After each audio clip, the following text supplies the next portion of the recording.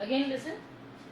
Sustainable development. The term development is generally used to describe the state of particular society. तो किसी भी particular society का जो situation है, स्टेट है, उसको डेवलपमेंट बताता है. And the process of changes experience by them. और जो भी चीजें हुई हैं वहां पर, जिस तरीके के भी जो चेंजेस हुए हैं उनकी वजह से वहां की क्या सिचुएशन है, अगर वो पॉजिटिव सिचुएशन होती है तो हम उसे क्या कहते हैं, डेवलपमेंट कहते हैं.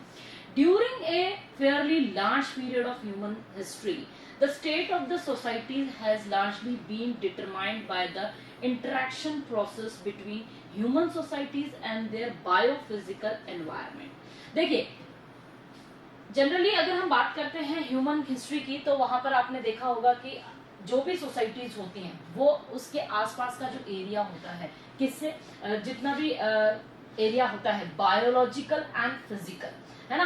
ह्यूमन का बायोलॉजिकल और फिजिकल इंटरेक्शन होता है, और उस इंटरेक्शन की वजह से जो चेंजेस आते हैं उसी को हम लोग क्या कहते हैं, डेवलपमेंट कहते हैं.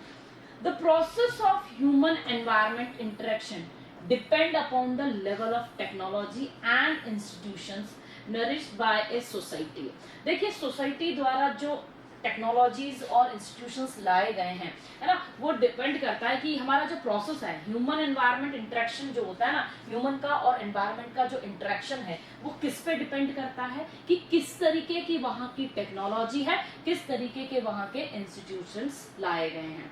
While the technology and institutions have helped in increasing the pace of human environment interaction, जो टेक्नोलॉजी है और जो इंस्टीट्यूशंस हैं उन्होंने काफी ज्यादा हेल्प करी है इंक्रीज करने में, क्या, ह्यूमन और एनवायरनमेंट के इंटरेक्शंस को बढ़ाने के अंदर हमारी टेक्नोलॉजी और इंस्टीट्यूशंस का बहुत इंपॉर्टेंट रोल रहा है, हेल्प रही है. द मोमेंटम दस generated in return has accelerated technological progress and transformation and creation of institutions. देखिए, क्या रहता है कि अगर आप करते हैं कि आपकी टेक्नोलॉजीज अच्छी हैं, आपका जो इंटरेक्शन है ह्यूमन का और एनवायरमेंटल का जो इंटरेक्शन होता है, उसके पीछे कौन हेल्प कर रहा है, आपकी टेक्नोलॉजी, आपके इंस्टीट्यूशंस जो हैं वो हेल्प करते हैं. और उनकी वजह से क्या होता है कि अगर वो बेटर होंगे तो आपका जो प्रोग्रेस है उस सोसाइटी का वो अच्छा होगा, है ना, और वहां पर ट्रांसफॉर्मेशंस जो है वो आते हैं. Hence development is a multi dimensional concept. तो इसका क्या मतलब है कि जो डेवलपमेंट है वो एक तरह से क्या है, मल्टी डायमेंशनल कॉन्सेप्ट सिग्निफाई करता है.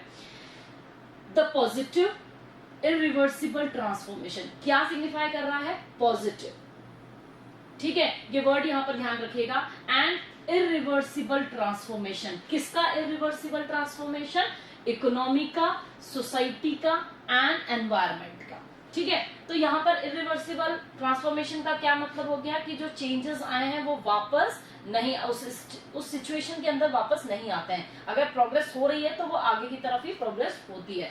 तो पॉजिटिव है ना, वो भी जो ट्रांसफॉर्मेशन हो रहे हैं वो कैसे हो रहे हैं, यहाँ पर पॉजिटिव हो रहे हैं. किसमें हो रहे हैं, इकोनॉमी के अंदर पॉजिटिव चेंजेस देखने को मिल रहे हैं, है ना, सोसाइटीज के अंदर देखने को मिल रहे हैं, एनवायरमेंट के अंदर देखने को मिल रहे हैं. तो इसी को हम क्या कहते हैं, डेवलपमेंट कहते हैं. Okay. The concept of development is dynamic and has evolved during the second half of the 20th century. देखिए, ऐसा नहीं है कि डेवलपमेंट एक स्टेबल रहता है. डेवलपमेंट क्या है, डायनामिक है. और ये कहां से ज्यादातर जो इसका स्टार्ट हुआ था वो 20th सेंचुरी से स्टेबलमेंट स्टार्ट हुआ था in the post world war second era. World war second के बाद क्या रखा गया, the concept of development was synonyms to economical growth. देखो, वर्ल्ड वॉर सेकेंड के बाद में जो डेवलपमेंट का कॉन्सेप्ट दिया गया था वो ये दिया गया था कि पर कैपिटल इनकम, या आप कह सकते हैं कि इकोनॉमिकल ग्रोथ कितनी है किसी भी कंट्री की, तो उसके बिहार पर ये बोल दिया गया था कि वो कंट्री क्या है, डेवलप्ड है. Okay. Which is major in term of temporal increase in gross national product. तो इसमें क्या देखा गया, जीएनपी, ग्रॉस नेशनल प्रोडक्ट जो है वो देखा गया, क्योंकि इसी से हमारी क्या पता चलती है, इनकम पता चलती है ना, कंट्री का इनकम जो है उसको इसी से मेजर किया जाता है. एंड पर कैपिटल इनकम, और क्या रखा गया कि पर कैपिटल इनकम कितना कंजप्शन हो रहा है, अगर किसी कंट्री का ज्यादा हो रहा है तो उसको क्या मान लिया गया, डेवलपमेंट. मान लिया गया। But even the countries having high economical growth, लेकिन इसके बावजूद उन कंट्रीज की जहां पर इकोनॉमी बहुत बेटर थी, लोगों के जो पूरे कंट्री का जो जीएनपी है वो काफी ज्यादा था, वहां पर क्या देखा गया, एक्सपीरियंस किया गया स्पीडली राइज इन पॉवर्टी, और वहां पर ये भी देखा गया कि उतनी ही स्पीड से वहां पर पॉवर्टी भी जो है वो इंक्रीज हो रही थी। क्यों हो रही थी, what is the reason behind this, because of uneven distribution, ठीक है, uneven distribution of land resources, इनकी वजह से वहां पर गरीबी जो है वो ज्यादा देखी गई। अब इसको समझाती हूं मैं कैसे कॉन्सेप्ट है। देखो फॉर एग्जाम्पल किसी भी कंट्री का जीएनपी कितना है या इनकम जो है वो कितनी है, 1000 है फॉर एग्जाम्पल, ठीक है, वहां की पॉपुलेशन कितनी मानेंगे आप लोग, सपोज करिए वहां की पॉपुलेशन जो है वो ये आपकी होगी पॉपुलेशन, ठीक है, वहां की 10 है और उसकी इनकम कितनी है कंट्री की, 1000 है, तो इससे क्या आ जाएगा, पर कैपिटल इनकम कितना आ गया आपका, 100 रुपीज आ गया, ठीक है, कितना आ गया, पर कैपिटल इनकम 100 रुपीज आ गया। तो ये तो बहुत अच्छी बात है कि हाँ हर पर्सन को जो है अच्छी इनकम मिल रही है, वहां पर देखने में ये मिलेगा, देखने में ये लगेगा कि नहीं यहाँ का जो डेवलपमेंट है वो काफी अच्छा है। लेकिन इनमें से 2% ऐसे होंगे जिनकी इनकम होगी 10 रुपीज, ठीक है, तो वो क्यों होगी, क्या रीजन होगा, because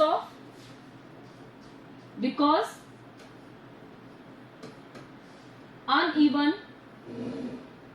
distribution,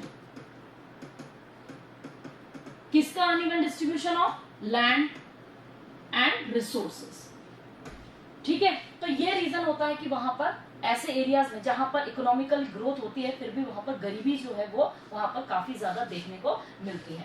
so in 1970s the phrases such as redistribution with growth and equity were incorporated in the definition of development। तो बाद में क्या हुआ, 1970s के अंदर जो डेवलपमेंट है, डेवलपमेंट की डेफिनेशन में कुछ चेंजेस आते हैं। वहां पर क्या कॉन्सेप्ट लाया जाता है, रीडिस्ट्रीब्यूशन विद ग्रोथ, ठीक है, रीडिस्ट्रीब्यूशन करने का मतलब यह होता है कि इक्विटी को देखा जाए। इक्वालिटी क्या होती है कि हर पर्सन को बराबर मिलना, दैट इज कॉल्ड इक्वालिटी। यहाँ पर क्या वर्ड आ रहा है, इक्विटी का मतलब होता है कि फॉर एग्जांपल एक फैमिली है, वहां पर 2 बच्चे हैं, ठीक है, एक 5 साल का बच्चा है, एक 10 साल का बच्चा है। अब वहां पर क्या जरूरत आ रही है, 5 साल के बच्चे को खाने को भी कम चाहिए, 10 साल के बच्चे को ज्यादा चाहिए होता है ना, और 10 साल के बच्चे पे ज्यादा पैसा खर्च होगा, जैसे कि उसकी बुक्स में ज्यादा खर्च होगा, एजुकेशन के अंदर ज्यादा खर्च होगा, उसको खाने के लिए भी उसके न्यूट्रिएंट ज्यादा चाहिए होता है। तो ये जो डिफरेंस आता है तो उस हिसाब से वहां पर पैसा लगाया जाए, ठीक है, कोई भी चीज वहां पर दी गई, इक्वल डिस्ट्रीब्यूट कर दी, दैट इज कॉल्ड इक्वलिटी, ठीक है। लेकिन जहां पर जितनी जरूरत है उसको उतना देना, है ना। अब सपोज करो कि किसी फैमिली में 4 मेंबर्स हैं या किसी फैमिली में 3 मेंबर्स हैं, तो उन लोगों को ज्यादा अमाउंट देना जो जिसके अंदर के लोग ज्यादा हैं, तो ये कहलाता है इक्विटी। कॉन्सेप्ट समझ में आया, इक्विटी और इक्वालिटी का, यस और नो बेटा, okay, were incorporated in definition of development. तो इस इक्विटी को किस में लाया गया, डेवलपमेंट की डेफिनेशन में लाया गया।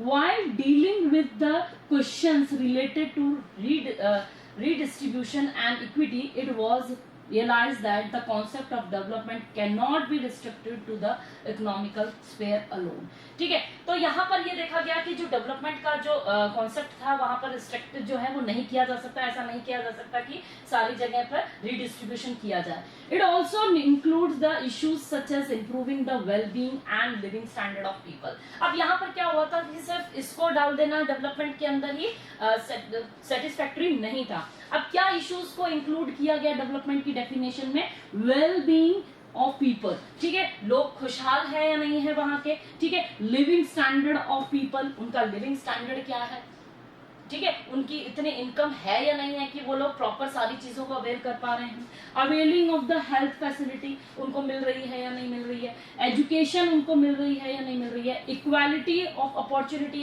है या नहीं है ना, ensuring political and civil rights उनके पास है या नहीं है। तो ये सारी चीजें भी डेवलपमेंट की डेफिनेशन में क्या करी गई, इंक्लूड की गई। ठीक है, अब क्या होता है, 1980s में,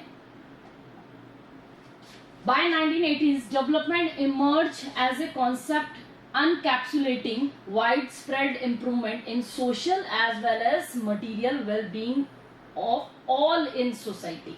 ठीक है, तो डेवलपमेंट जो है 1980s के अंदर ये देखा गया कि एक कॉन्सेप्ट आया एनकैप्सुलेटिंग. ठीक है, एनकैप्सुलेटिंग का क्या मतलब होता है, जैसे कि कैप्सूल होता है आपका इस तरीके से, उसमें मेडिसिन जो होती हैं वो फिल होती हैं, इसी तरीके की इसको जो डेवलपमेंट है उसको अनकैप्सुलेटिंग टर्म जो है उसके लिए यूज किया गया, जिसके अंदर वाइड स्प्रेड इंप्रूवमेंट, यानी कि सिर्फ एक पर्टिकुलर एरिया का या पर्टिकुलर पर्संस का ही वहां पर इंप्रूवमेंट नहीं होना था, वहां पर पूरे लोग जो है, पूरी सोसाइटी का जो है वो इंप्रूवमेंट होना था, सोशली भी होना था, इकोनॉमिकली भी होना था, सारी चीजों को देखा गया, as well as material well being of all in the society. ठीक है, सारी चीजें, एजुकेशन, हेल्थ, है ना, वो लोग वेल बीइंग है या नहीं है, सारी चीजों को उसके अंदर रखा गया और उसी चीज को क्या माना गया, डेवलपमेंट माना गया. The notion of sustainable development emerged in wake of generalized in awareness of environmental issues in the late 1960s in western world. अब देखिए क्या रखा गया, अब सस्टेनेबल डेवलपमेंट जो है वहां पर काफी सारे डिस्कशंस जो है वो स्टार्ट होने लगे पूरे वर्ल्ड वाइज, जो जनरल प्रॉब्लम्स जो आ रही थी, क्योंकि हम लोग हमारा डेवलपमेंट तो कर रहे थे, लेकिन आगे आने वाली जो फ्यूचर जनरेशन है उसके लिए भी हमें कुछ ना कुछ क्या रखना था, बचाकर रखना था. तो यहाँ पर सस्टेनेबल डेवलपमेंट की डेफिनेशन क्या होती है, देखिए सस्टेनेबल डेवलपमेंट वो होता है कि हम लोग हमारी नीड्स को फुलफिल करें और आने वाली जनरेशन है उनके लिए भी हमें रिसोर्सेस को क्या करना है, बचाना है. तो इसके पर जो अवेयरनेस है लोगों को वो भी राइज की गई, इश्यूज जो हो रहे थे वो भी रखे गए थे, है ना, वेस्टर्न वर्ल्ड में. It reflected the concern of people about undesirable effect of industrial development on the environment. ठीक है, तो जो इतना इंडस्ट्रियल डेवलपमेंट हो रहा है उसका एनवायरमेंट पे जो इफेक्ट हो रहा है उसकी प्रॉब्लम को यहाँ पर क्या किया गया, राइज किया गया. The publication of the population bomb, देखो पॉपुलेशन बॉम्ब का मतलब ही यह है कि यहाँ पर जो पॉपुलेशन जो राइज कर रही थी, सबसे बड़ी प्रॉब्लम तो यही है ना, एनवायरमेंट को डिग्रेड करने के अंदर पॉपुलेशन का इंक्रीज होना ही सबसे बड़ी प्रॉब्लम है. तो वहां पर एक बुक लिखी गई, द पॉपुलेशन बॉम्ब, प्रॉब्लम को बताने के लिए, बाय एनरिच इन 1968. आपसे बुक का नेम पूछा जा सकता है 1 मार्कर के अंदर, ध्यान रखिएगा. 1968 में एलरिच ने एक बुक लिखी थी, the population bomb and the limits to growth, है ना. सेकेंड बुक थी the limits to growth by Meadows. किसने लिखी थी, मियोडोज ने लिखी थी. And other in 1972 further rise the level of fear among environmentalists in a particular and people in general. तो यहाँ पर क्या हो रहा था कि जो हम लोग डेवलपमेंट कर रहे थे, हम लोग इंडस्ट्रियल जो एक तरह से जितना भी डेवलपमेंट हो रहा था उसका इफेक्ट एनवायरनमेंट पे जो आ रहा था, एडवर्स इफेक्ट आ रहा था, उसकी प्रॉब्लम्स को लेकर उसको अवेयर करने के लिए लोगों को काफी सारे जो इकोनॉमिक एनवायरमेंटलिस्ट थे उन्होंने लोगों को अवेयर करने के लिए ये सारी चीजें बताई. This set the scenario for the emergence of new models of development under a broad phase sustainable development. तो यहाँ से क्या स्टार्ट होता है, जो सिनेरियो है आपका, जो नया न्यू मॉडल्स बनाया गया डेवलपमेंट का, कि हमें सिर्फ डेवलपमेंट ही नहीं देखना है, हमें सस्टेनेबल डेवलपमेंट करना है. ठीक है, यानी कि आने वाली जो फ्यूचर जनरेशन है उसके लिए भी हमें रिसोर्सेस को क्या रखना है, बचाना है. तो वहां पर देखिए क्या रखा गया, concern with the growing opinion of world community on the environmental issues the United nation establish. अब देखो ये किसने लिखा, ये जो ग्रोइंग वर्ल्ड कम्युनिटीज जो है वहां पर जितने भी एनवायरमेंटल इश्यूज हो रहे थे वहां को देखते हुए यूएन ने, किसने किया, यूएन ने एक वर्ल्ड कमीशन बनाया.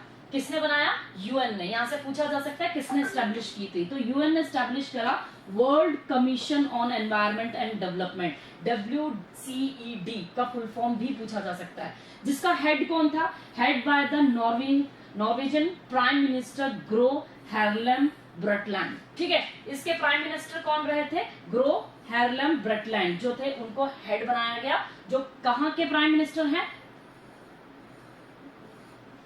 नॉर्वेजियन का प्राइम मिनिस्टर, उसको वहां का हेड बनाया गया. The commission gave its report, commission ने अपनी रिपोर्ट जो है वो दी, कब दी? 1987 के अंदर दी थी, और उसका टाइटल जो रखा गया था, उसका नाम जो रखा गया था वो क्या था? Our common future. ठीक है, the report define sustainable development as a. अब इस रिपोर्ट के अंदर जो सस्टेनेबल डेवलपमेंट की जो डेफिनेशन दी गई थी वो डेफिनेशन क्या है? देखिए, a development that meets the needs of the present without compromising the ability of future generation to meet their own needs। यानी कि जो डेवलपमेंट है वो क्या कर, सस्टेनेबल डेवलपमेंट की क्या डेफिनेशन दी गई कि हमारा डेवलपमेंट तो होना ही है, लेकिन जो फ्यूचर जनरेशन की जो नीड्स है उसको कॉम्प्रोमाइज करे बिना हमें हमारा क्या करना है? डेवलपमेंट करना है। ठीक है, तो ये डेफिनेशन जो है वो किसमें दी गई थी? आपकी अवर कॉमन फ्यूचर के अंदर, जो कि 1987 के अंदर रिपोर्ट तैयार हुई थी, और उसका जो हेड थे वो कौन थे?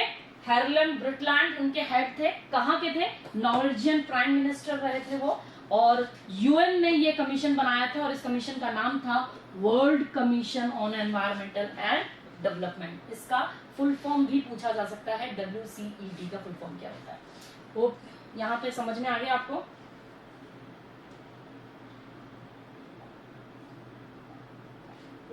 Now, sustainable development take care of ecological, social and economic aspect of development during the present time।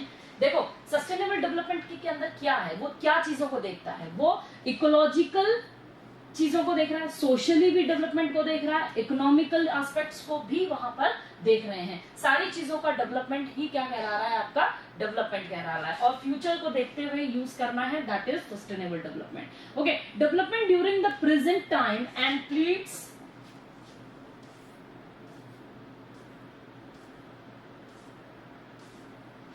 For conservation of resources. ठीक है, और हमें क्या करना है? डेवलपमेंट के साथ साथ में हमें कंजर्व भी करना है रिसोर्सेज को, to enable the future generation to use these resources. ठीक है, आने वाली जो जनरेशन है उनके लिए भी रिसोर्सेज को क्या करना है? कंजर्व करना है। और it takes into account the development of whole human kind which have common future. ठीक है, तो यहाँ पर क्या देखा गया है कि आपका जो ऐसा नहीं है कि जो डेवलपमेंट है वो हमने रोक देना है, रिसोर्सेज का यूज नहीं करना है, नहीं, रिसोर्सेज का यूज भी करना है, लेकिन अल्टरनेटिव रिसोर्सेज का यूज ज्यादा करिए, ताकि आने वाली जनरेशन जो है उससे वंचित ना रहे, है ना। पूरा ह्यूमन काइंड जो है उसको देखना है, कॉमन फ्यूचर जो है हमारा उसको देखना है। अब इसके बेसिस पे एक केस स्टडी बताई गई है, जैसे कि हमारे जो आपके पहले एक जो बर्मार वाली जो प्लानिंग के बेसिस पे एक केस स्टडी बताई गई थी, और यहाँ पर अब डेवलपमेंट के बेसिस पे एक केस स्टडी बताई गई है जो कि इंदिरा गांधी कैनाल की है, वो मैं आपको कल बताऊंगी। ठीक है, अभी सस्टेनेबल डेवलपमेंट के अंदर कोई प्रॉब्लम आप लोगों को?